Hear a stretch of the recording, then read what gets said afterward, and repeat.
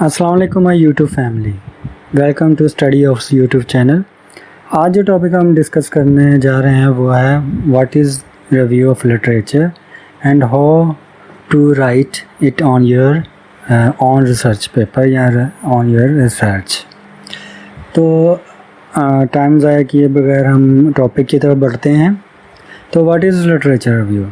A review of literature is a search and evaluation of the available literature in your given or chosen research topic. Review of literature उस process को कहते हैं कि आप जिस topic पे research करना चाहते हैं तो उस टॉपिक पे रिसर्च करने से पहले आपको बहुत सारा मटेरियल जो है, बहुत सारा लिटरेचर जो है वो स्टडी करना पड़ेगा ताकि उस टॉपिक के रिलेटेड आपको पता चल सके कि क्या क्या इसमें रिसर्च हो चुकी है और क्या इसमें गैप रहता है जिस पे आप रिसर्च कर रहे हैं। तो इस सारे जो लिटरेचर है, जो अवेलेबल लिटरेचर है, इसको स्टडी करने के अमल को हम रिव्यू ऑफ लिटरेचर कहते हैं। तो नेक्स्ट हम रिव्यू ऑफ लिटरेचर की इम्पोर्टेंस देखते हैं कि इसकी क्या इम्पोर्टेंस है, ये क्यों इम्पोर्टेंस है रिसर्च में। तो सबसे पहले attain a good knowledge of the field of inquiry. तो इसका सबसे पहला फ़ायदा ये होता है कि आप जो रिसर्च कर रहे हैं उसके अबाउट आपको एक डिटेल्ड नॉलेज मिल जाता है आपको कि प्रीवियसली इसमें क्या क्या वेरिएबल्स यूज़ हुए हैं, उनका क्या इम्पैक्ट रहा है, क्या मेथडोलॉजी यूज़ हुई है। तो एक कंप्लीट नॉलेज जो है वो इसके थ्रू हमें मिलता है। ये हेल्पफुल होता है टू जनरेट द हाइपोथेसिस और methodology common to the fields. तो ये हाइपोथेसिस जनरेट करने के लिए भी हेल्पफुल होता है और जो मेथडोलॉजी कॉमनली प्रीवियस रिसर्चेज में यूज़ हो चुकी है उस बात का भी इससे पता चलता है। The review of literature keeps all readers to be updated with the status of the field. तो लिटरेचर को रिव्यू करने से रीडर जो है वो कम्प्लीटली अपडेटेड हो जाता है कि इसमें प्रीवियसली क्या काम हुआ है और न्यू काम इसमें क्या हो रहा है। तो next is it helps to develop the research investigation tools to improve and select the methodology for our research।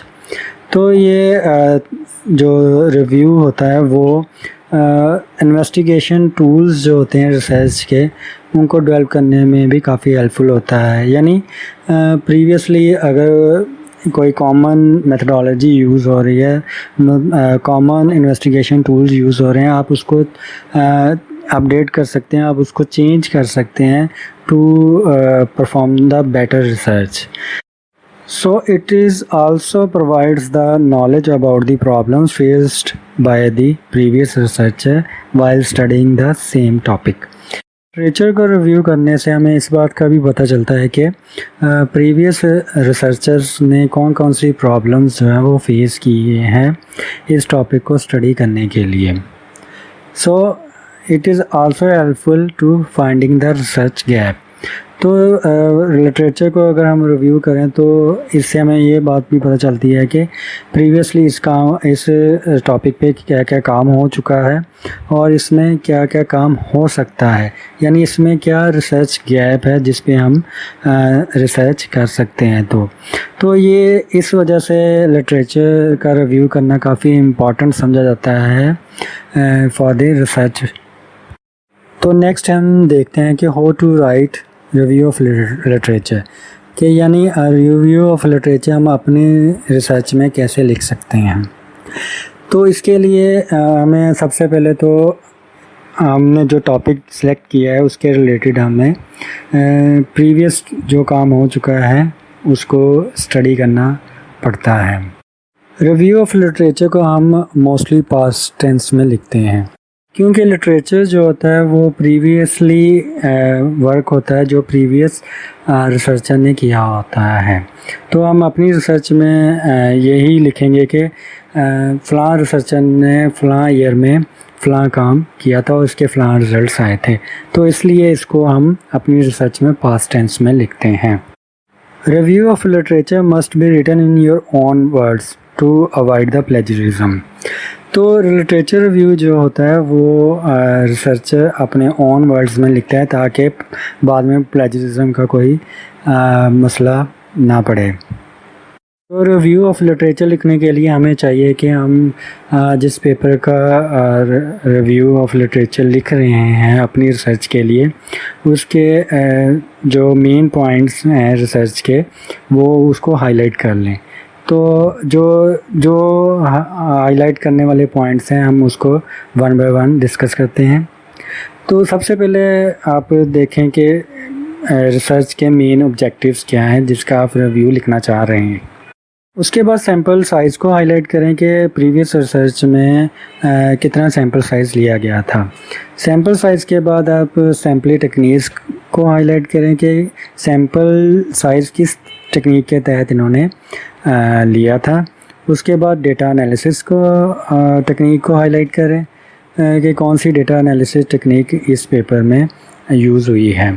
Data analysis technique के बाद आप करें कि आप हाईलाइट करें रिसर्च फाइंडिंग्स को कि इसके वेरिएबल्स के क्या क्या रिजल्ट्स आए थे और इन वेरिएबल्स का क्या क्या रिलेशनशिप है। लास्ट में आप हाईलाइट करें कि on the basis of the research in research में क्या क्या सजेशंस और रिकमेंडेशंस दी हुई हैं। तो ये था लिटरेचर रिव्यू लिखने का तरीका। ये चीज़ें मोस्टली आपको जो है वो अब्स्ट्रैक्ट से मिल जाती हैं, लेकिन मैं रिकमेंड करूँगा कि आप इसके मुतल्लिका जो कंसर्न जो सेक्शन है या कंसर्न चैप्टर है आप उसको स्टडी करें तो आपको बेटर अंडरस्टैंडिंग होगी। फॉर एग्ज़ाम्पल अगर आप मेन ऑब्जेक्टिव्स को हाईलाइट करते हैं तो मेन ऑब्जेक्टिव्स जो हैं वो इंट्रोडक्शन के लास्ट में आपको मिल जाएंगे। सैम्पल साइज़, सैम्पलिंग टेक्निक और डेटा एनालिसिस टेक्निक जो है वो आपको मेथडोलॉजी चैप्टर में मिल जाएंगे और रिसर्च फाइंडिंग आपको रिजल्ट्स एंड डिस्कशन चैप्टर में मिलेंगी।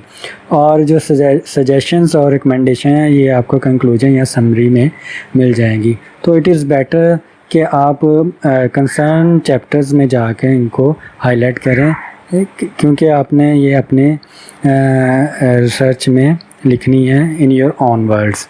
तो ये था रिव्यू ऑफ लिटरेचर लिखने का तरीका अपनी रिसर्च के लिए। और लास्ट में हम देखते हैं कि sources of review of literature, यानी जो हम लिटरेचर है वो कहाँ कहाँ से हमें मिल सकता है। तो लिटरेचर जो है वो हमें मैगज़ीन्स और न्यूज़पेपर से मिल सकता है, डिफरेंट बुक्स से मिल सकता है, जर्नल्स से मिल सकता है, प्रीवियस रिसर्च पेपर्स से मिल सकता है, कॉन्फ्रेंस पेपर से मिल सकता है, थीसिस इससे भी मिल सकता है और इलेक्ट्रॉनिक डेटा लाइक गूगल वगैरह से भी हमें ये लिटरेचर जो है वो मिल सकता है। आई होप आपको आज का लेक्चर जो है वो समझ आ गया होगा।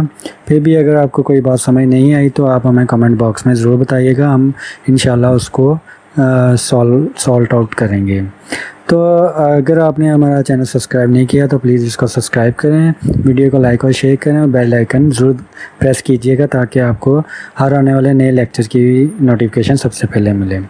सो थैंक यू, अल्लाह हाफिज़।